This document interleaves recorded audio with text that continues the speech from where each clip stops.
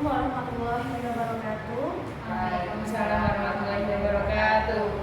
Saya ucapkan terima kasih kepada teman-teman semua yang sudah hadir pada pembelajaran kali ini. Oke, untuk pembelajaran pada sore hari ini yaitu mengenai keterampilan proses dalam pengukuran. Nah, untuk kompetensi dasarnya sendiri yaitu ada 4. Yang pertama, menerapkan prinsip-prinsip pengukuran. Yang kedua, ada besaran fisis, pengukuran ketepatan, ketelitian, angka penting, serta notasi ilmiah. Kemudian, yang ketiga ada memahami cara kerja penggunaan alat ukur. Dan yang terakhir ada menyajikan hasil pengukuran besaran fisis. Nah, pada keterampilan proses pengukuran ini nanti dibagi menjadi beberapa tahap, yaitu yang pertama ada pengukuran sendiri, kemudian ada besaran fisis. Besaran fisis sendiri itu nanti akan dibedakan menjadi 2, yaitu besaran pokok dan juga besaran turunan. Kemudian ada ketidakpastian dalam pengukuran. Langsung saja, untuk besaran fisis yang pertama yaitu ada besaran pokok. Apa itu besaran pokok? Besaran pokok merupakan besaran yang satuan dan dimensinya telah disepakati dalam perjanjian internasional. Untuk besaran pokok sendiri ini besaran yang berdiri sendiri dan tidak bergantung dengan besaran lainnya. Nah, apa saja besaran pokok itu? Besaran pokok tergolong dalam 7 besaran, yaitu ada panjang masa waktu, kuat arus, suhu, jumlah zat, dan intensitas cahaya. Nah, bagaimana cara untuk mempermudah dalam menghafal besaran pokok? Yaitu saya memiliki singkatan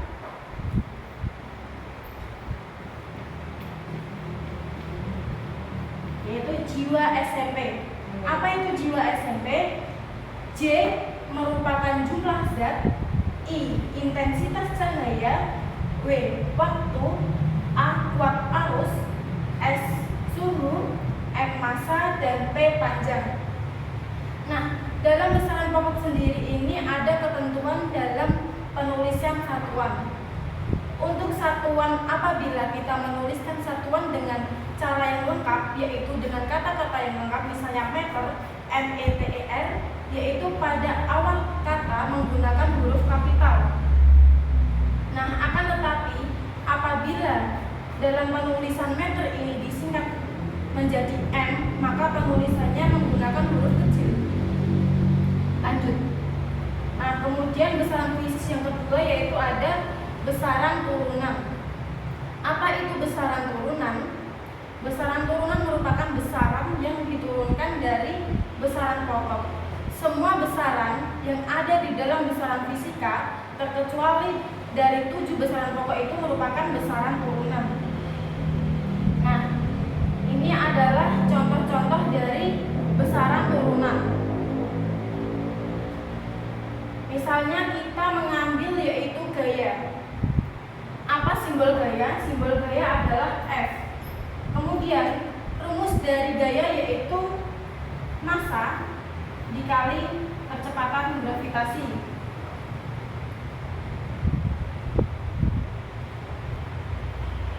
Untuk massa sendiri memiliki satuan yaitu kilogram. Sedangkan untuk percepatan gravitasi sendiri memiliki satuan meter per sekon kuadrat. Nah, dalam gaya ini memiliki satuan kilogram meter per sekon sama dengan Newton. Oke, selanjutnya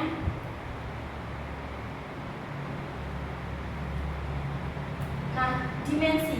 Apa itu dimensi?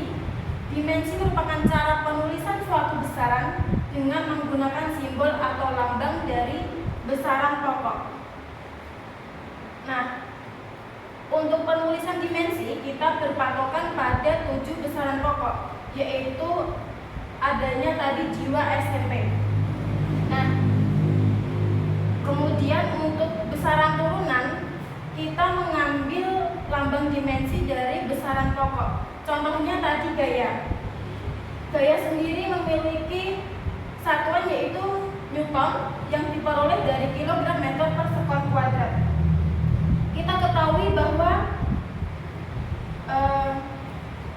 gram merupakan satuan dari sebuah massa. Di sini massa memiliki lambang dimensi yaitu m.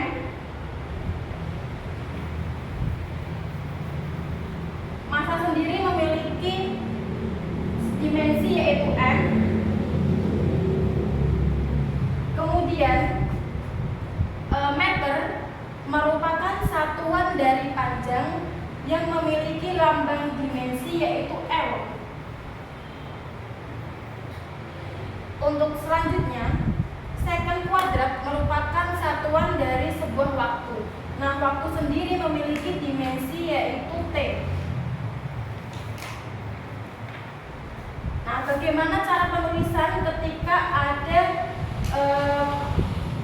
satuan yang berada di bawah sebagai penyebut dan berpangkat, yaitu dengan cara kita menaikkan pangkat tersebut. Bagaimana caranya? Dengan menambahkan angka negatif pada angka tersebut. Oke, selanjutnya. Nah, untuk materi selanjutnya yaitu ada pengukuran.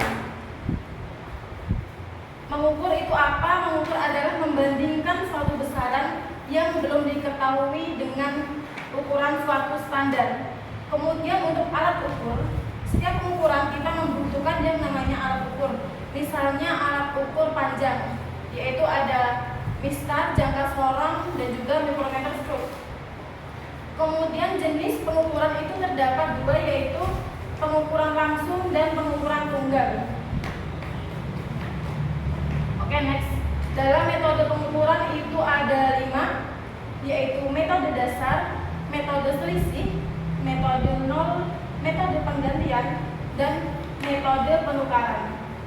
Untuk ketidakpastian pengukuran sendiri yaitu terkadang ketidakpastian diakibatkan karena ketelitian alat ukur. Alat ukur tersebut tidak memiliki ketelitian yang sama dengan alat ukur yang lainnya. Kemudian keterampilan mengukur. Semua siswa tidak memiliki daya atau kemampuan dalam mengukur secara tepat. Misalnya mereka tidak menggunakan alat ukur secara tepat. Kalau tidak, mereka cara pandang ketika melihat alat ukur itu tidak benar dengan ketentuan. Kemudian disebabkan faktor luar atau faktor eksternal. Nah, kemudian ada angka penting dan notasi ilmiah. Apa itu notasi ilmiah? Notasi ilmiah itu berfungsi untuk mempermudahkan penulisan bilangan yang terlalu besar atau terlalu kecil. Nah, pada notasi ilmiah sendiri itu memiliki rumusan yaitu A kali 10 pangkat N. Nah, N sendiri itu apa? N merupakan bilangan ordil atau pangkat. Contohnya, kita memiliki suatu bilangan yang memiliki 0 sangat banyak sekali. Nah, untuk notasi ilmiah sendiri ini memiliki fungsi untuk mempermudahkan kita dalam penulisan suatu bilangan. Ini bagaimana cara penulisan apabila menggunakan notasi ilmiah. Yang pertama yaitu kita menuliskan angka 1, kemudian dikalikan 10. Nah, N ini fungsi N sebagai pangkatnya, yaitu kita bisa menghitung angka 0 di belakang angka 1, yaitu 1, 2, 3, 4, 5, 6. Selanjutnya yaitu ada angka penting. Dalam angka penting yaitu memiliki 4 aturan. Yang pertama, semua angka bukan 0 adalah angka penting. Apa itu maksudnya? Saya memiliki contoh yaitu angka 134. Nah, angka 134 ini memiliki 3 angka penting. Sesuai dengan aturannya, semua angka bukan 0 adalah angka penting. Angka 134 merupakan bukan suatu angka 0. Kemudian, aturan yang kedua adalah semua angka 0 yang terletak di antara angka bukan 0 adalah angka penting. Contohnya angka 203. Semua angka 0 yang terletak di antara angka bukan 0 adalah angka penting. Angka 0 terletak di antara angka 2 dan 3 yang merupakan sama-sama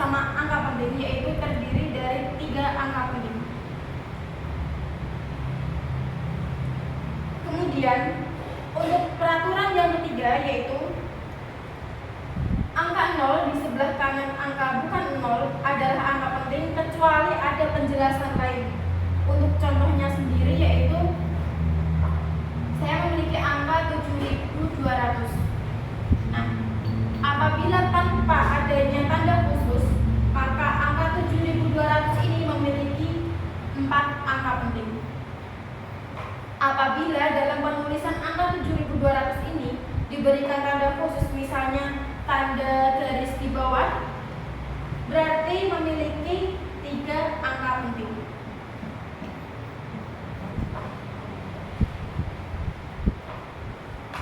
Kemudian untuk peraturan yang terakhir yaitu angka 0 di sebelah angka kiri bukan 0 tetapi tidak didahului angka bukan 0 tidak termasuk angka penting. Contohnya apa? 0,0037.